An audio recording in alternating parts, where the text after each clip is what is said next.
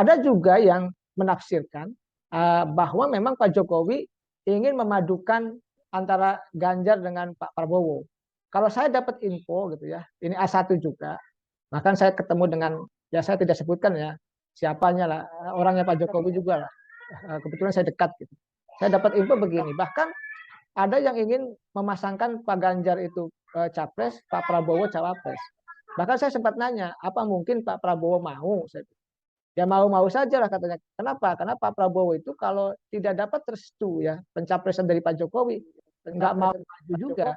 Artinya kalau jadi cawapres pun dengan Pak Ganjar dan Pak Ganjarnya didukung oleh Pak Jokowi mau-mau saja. Nanti misalkan bertarung dengan Anies Baswedan misalkan. Makanya tadi skenario dua pasangan itu.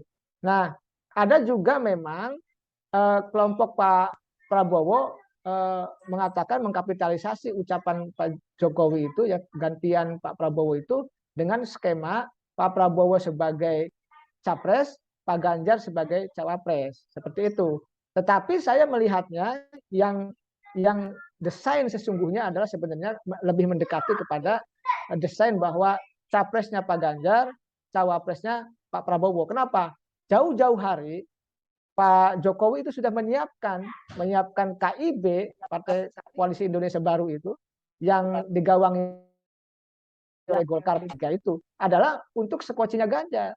Jadi seandainya Ganjar tidak didukung atau tidak diusung oleh PDIP, maka disiapkanlah apa namanya skoci itu, KIB itu untuk Ganjar. Jadi sangat clear.